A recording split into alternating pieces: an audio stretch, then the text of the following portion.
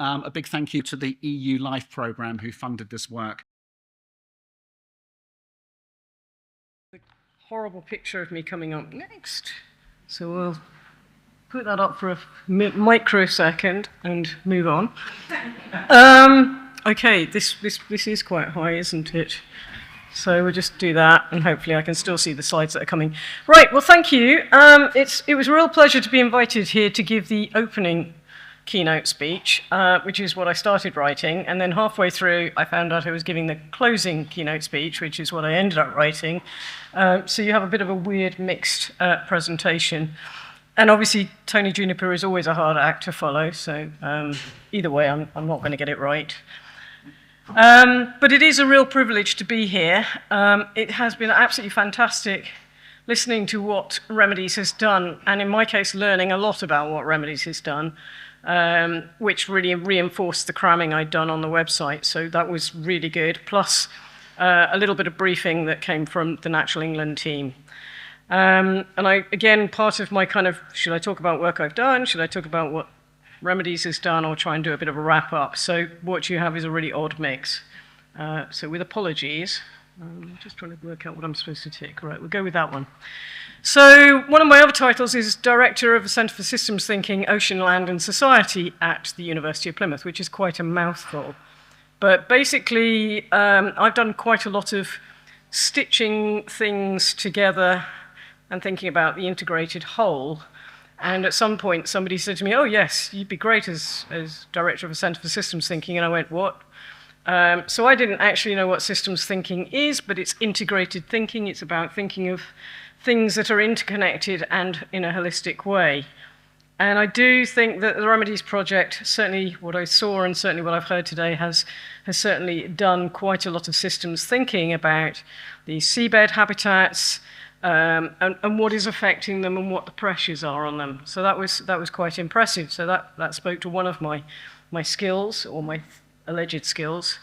Another one is there's quite a lot of natural capital thinking that has gone on in Remedies, and nobody's really talked about the words natural capital, so I hate to introduce them here, but maybe I can explain them and also make them feel less harsh, because I know that to many people, when you start talking about something as treasured as a seagrass bed or a merle bed, or what merle does, or just going out in it, it feels a bit hostile when somebody starts talking about natural capital.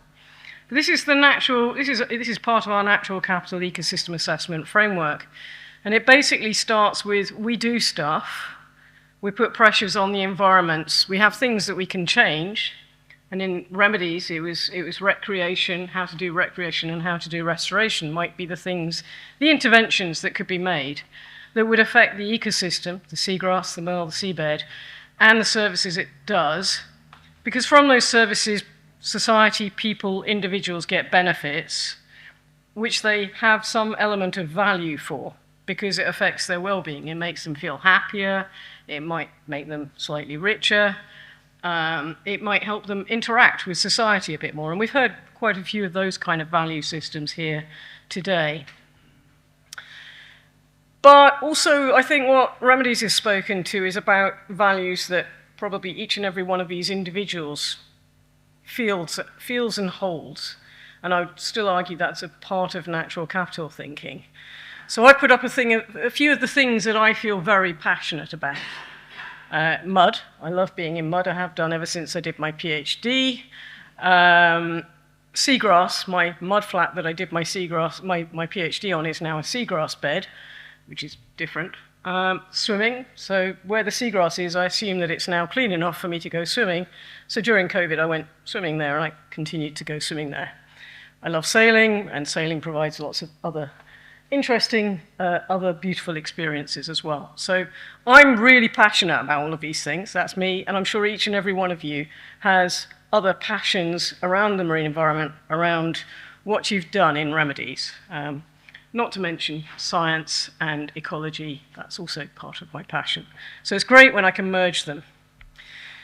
So it got me thinking about values. What values do we use when we make those decisions? And I think that depends on who's making the decision.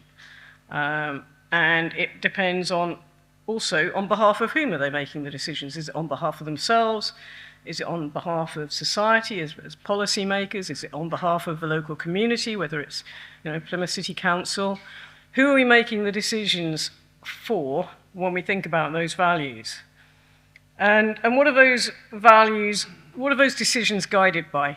Are values always important? Because I don't think we've actually heard very much about the bit that everybody worries about with natural capital, which is actually cost and finance.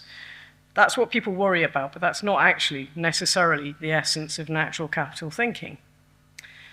So we know that we need to understand the seabed to inform some of our values and some of the decisions we make. So we think about natural capital. It provides a whole bunch of ecosystem services which provide benefits for people, and it's those benefits that people value. And the other side of that coin is that if we don't look after the natural capital, we don't get as many ecosystems services and we don't get the benefits. Now, I've probably completely turned about 75% of this audience off using that language, and I get that, which is why I showed you that I am actually grounded in the system that we're all talking about. But some of that is provided by the natural environment. So when we talk about natural capital, we're talking about the stuff, the seagrass, the seabed, the merle, the habitats, and what it does, the stuff it does, just by being there, without us having to do anything. Why do we want bigger seagrass beds with better condition? Partly because we like seagrass, but partly also we know that that is indicative of a healthy environment. It's indicative of seagrass doing stuff, bringing in biodiversity and doing other stuff, these ecosystem services supporting fish or supporting clean waters, and that came out beautifully in the video. All of those ecosystem services were discussed in that video really, really well. And those provide goods and benefits, which is the kind of other stuff that has other values, excepting it's not other stuff, it's actually stuff that's important to each and every one of us. But how much we value it depends on the perspective we have. So I love the first stuff, which is the natural capital, the seagrass, and what it does. And as a scientist, I want to know what seagrass does. I want to know why that crab was there with the seagrass. And I think Keith went into that, Who took a picture of the crab? Was the crab there? Was the crab not there? When did it come in? How did it get there? That is actually the sort of stuff I get quite excited about as well. But also, what's it doing? Is it actually absorbing the nutrients? Have we still got excess nutrients in our estuaries? And this stuff's just mopping it up and taking over from other things, which is why in some cases we've actually got an increase in seagrass, particularly that intertidal seagrass bed. Is that due to the fact that, going back to what Tony said this morning, the farmers have actually stopped putting quite a lot of fertilizer upstream? They did that about 15, 20 years ago. And about 15, 20 years ago, later, we have some really nice seagrass beds. Are the two connected? We're not quite sure, but we're looking into that. And that's the fun sciencey bit for me. What does it do? It provides these flows of services, and we heard about these, the fish, nursery habitat, cleaner seawater, carbon sequestration. And again, the science is a little bit out on that. So I've had a PhD student looking at that intertidal seagrass bed, and over 3 years of surveying, he's not actually finding any carbon sequestration yet. So that's a story to watch unfold. Definitely seagrass around the world does store carbon. It's just I'm not sure that the seagrass bed I showed you does. But that's the fun of science, is we don't know, and we're trying to find out the causes, and it's really interesting. But it does a whole load of other stuff. I can tell you that the bird life is massively increasing, and I can tell you that the diversity of that bird life is massively increasing. And there are people who are putting cameras out there to see whether the fish life is massively increasing. I'm not sure about that yet, but it's looking really good, and the biodiversity in the sediment is changing, and that's really interesting. So as a scientist, I'm still fascinated by this system. And it provides seafood, and it provides recreation, because people like watching the birds. People like kayaking over seagrass beds, and you've heard a lot about that today, that people really do value it from the recreational value. Even if they don't actually know that they're kayaking or paddleboarding over a seagrass bed, it would be really interesting to find out if, when you tell them that there's a seagrass bed underneath them, they go, oh, that was so much better an experience, because I bet you they do. And there is some studies that say, yes, they do. And there's going to be some people who go like, yeah, whatever. But that's about the individual values that people hold. And we have to keep remembering those individual values. So, why are the distinctions important? Because there are a whole bunch of people who have been going out saying we need to monitor whether stuff is changing and whether it's in good condition and whether it's increasing or decreasing. And that is one part of natural capital assessment. And the other is, does it matter? How much is value changing? Which bit of value? What's important? So that is the goods and services, if you like, and we have to quantify those. And we can do that in monetary terms, and then everybody turns off, or at least rational people turn off. But others don't if we start doing valuation. So we need to have natural capital accounts, which is the physical accounts of what's there and how much of it. And we've only heard a little bit about what Sea Search does with the biodiversity. I'd love to know what the associated biodiversity is. Jenny Cliff, I used to go and do some work out there, it had some amazing burrowing shrimps, and I wonder how they're coping with the seagrass, or whether they're affecting the seagrass, or what the interaction is there. That would be really interesting for me. And then the economic accounts. And the people who really want economic accounts tend to be national government at quite high level. They want to know that it's worth putting in money to organisations like Natural England to tell them that this stuff's really important. But it probably doesn't matter at other ends of the scale about what we do locally. And this is where I actually think Remedies has done a really good job, because Remedies has looked at who is making the decision. And in this case, there's been quite a lot of focus on recreational boaters, and they're the ones making the decisions. Do they want to actually change their behaviour because they value the seagrass, or because somebody's told them about seagrass and they go, oh, actually, that's quite important, isn't it? And value is another word for importance, and importance is another word for value in my head.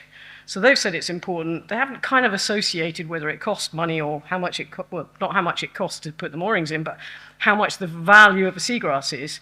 But they make a decision based on my behavior is going to change because I actually think this is important. So that's at the individual level. And at the individual level, a lot of the volunteers have gone out there and said, this is important to me to know whether the seagrass is improving, whether Merle is actually out there, whether it looks in good condition. So they're the other ones who put some value on these systems to go out and look at it.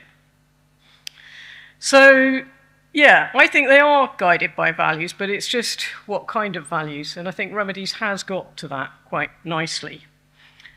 And I was guided towards these infographics, and they said, I don't think anybody else will show those, so can you show the infographics? So I'm doing my Natural England bit here and showing the infographics. But I actually think they're brilliant, because all of that stuff that was in the video, lots of stuff that people have talked about what seagrass does, is neatly encapsulated in these lovely infographics, and I've taken little bits of it, and it starts out with what it does. I can't see from here, so I'm going to just move over here. You know, it provides water quality, products from nature, it's tiny writing, nursery population and habitats, and cultural services. And it says similar for Merle. And then it unpacks it a little bit of what those things do for us. And it does this, you know, there's one set of infographics that's quite generally. This is what generally Merle or seagrass does for us. And it's all of those things that we were talking about, but it put in much more personal terms. And I really like this approach. And the final infographic says, you know, this is what it does. This is what it gives us. This is some of the pressures. And this is what you can do about it if whatever we've told you beforehand actually really figured and made you think this is important. And again, I like these. These are nice resources that have come out of Remedies. So there's just huge amounts that have come out of Remedies, but this is just one example of what has come out. Now, I think we've also talked about the places quite a lot in Remedies. And again, I thought that was really neat that these infographics have been made place-based. So they actually speak to the local communities in those places and say, this is what happens. You know, every time you anchor, a certain amount of seagrass comes out, that changes the carbon storage potential. And that's equivalent to you driving up and down St. Mary's Island 12 times. You know, I mean, that relates it to the people in St. Mary's, that this is what happens when those terrible boaties over there, although most people on Scillies do actually sail or have boats, so that is them as well. You know, this is what happens when you anchor and you pull up seagrass. And I really like that they've made it really, really place-based in these infographics. So, you know, it's natural capital thinking for individuals, and that's what I kind of quite this took to my heart, really. So a slight swerve for my penultimate slide is thinking about those next steps and what were the bits of the system that maybe Remedies wasn't able to do. And we've touched on it already. Things like, well, I've touched on it with the upstream thinking. You know, there's stuff coming down that has stopped some of these habitats from recovering, or that has actually impacted on why those habitats have been disappearing. So it might be water quality, it might be pathogens, so excess nutrients from runoff, or as Tony referred to, also urban runoff and urban pollution. It might be invasive species, and we've heard that today as well. There's also, you know, as I say, the coastal urban populations and the pollution, the reclamation and the disturbance that can happen from people, which still affects us, and we only slightly addressed those behaviours and those changes. Going further offshores, as well as moorings, there's fishing behaviour. Again, that may not affect seagrass, it certainly affects merle. We've seen that in Falmouth, there's been a huge change because of the ban on trawling. But as you go offshore, these seabed habitats, and I'm going wider than merle and seagrass, because it does say save our seabed on the title. You know, these are important things that we still need to address in that kind of systems thinking, that joined up approach of what are the other pressures we still need to address as we go forwards. We can do lots more nature restoration, and we need to link that to net zero. I do fully support that. There's only a certain amount we can do with nature, with restoration. Monitoring and evaluation, that's featured a lot here, and it's still important. I think the kind of other elephant in the room that we haven't really addressed is climate change. And there is no doubt that climate change is affecting these habitats.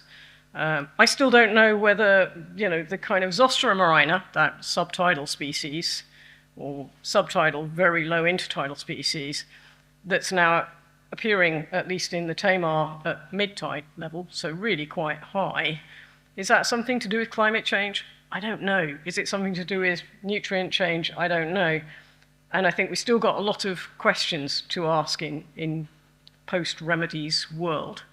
And I think, clearly all of the people in this room are going to be helping towards that. But what we have shown, or what you've shown in Remedies, is that that's not just about scientists going like, oh, look, there's stuff here, and it's really weird, and it's happening, and it's changing. But actually, it's also about changing behaviors, demonstrating that to people, talking to them about what's important, understanding what's important for everybody. Because as I say, for me, the fact that I live on the Tamar, opposite the dockyard, and there is this extraordinary seagrass bed, I get quite passionate about that from both from a scientist point of view and an ecologist point of view, and the fact that it's just weird, and it's there, but it's also brilliant, and it's just happening, and that's happening all around the UK at the moment. So we've got lots to learn, but this Remedies project has really shown us how we can springboard out there to continue developing some of the answers and some of the solutions and more ways of addressing these problems. And those little infographics also really help. So, thank you very much. So, reflections. Remedies has started to turn the tide on marine ecosystems degradation, and I think that's a major achievement through all of the collaboration work that we've made. Duncan spoke this morning of Remedies has created a call to action and hope for the future, which I think is a significant deliverable, and something that all of the partners that have delivered this project will strive and hope that we can do more in the future, and share as far and wide the successes of this project that we possibly can. Meg said something at lunchtime, that this project hasn't been scared to fail. So I think we've all entered it with as much sort of passion and enthusiasm and ideas and hopes, and sometimes those efforts haven't truly come to fruition, and sometimes those efforts truly have failed. But we've worked together as a group to overcome those. I sort of jokingly said this morning that we do feel like we're part of a big family. We have had our disagreements, but we've all been adult about it. We've settled those and worked together to deliver this fantastic project. That said, collaboration is key. I feel that organisationally, we're probably all in a slightly different place, a better place than when we started this project. I can certainly say from personally and professionally I've learned a lot, but I think from the OCT's perspective, the involvement in this project has led to other things with greater collaboration. And just when we think about all of the other work that's taken place, from the quick-fire round sort of 3-minute presentations, we've all grown together to be able to sort of work in this space. And coastal vegetative habitats weren't overly, didn't get too much sort of attention maybe over 10 years ago, but it's at the forefront of everybody's minds and all of the effort and work that's taking place. And the final thing that I want to say is the last time I was stood here in front of you all was the UK Seagrass Symposium of 2024, which was a fabulous success. And the Welsh contingent turned around and said that they would take the baton over and organise the next UK Seagrass Symposium in 2025. They have given a date of the 10th to the 13th of November, somewhere in Wales. I think the last time that Project Seagrass organised the ISBW in North Wales, I can say it was a fantastic few days, good crack, and we all had a very good time. So hopefully we'd see you all there.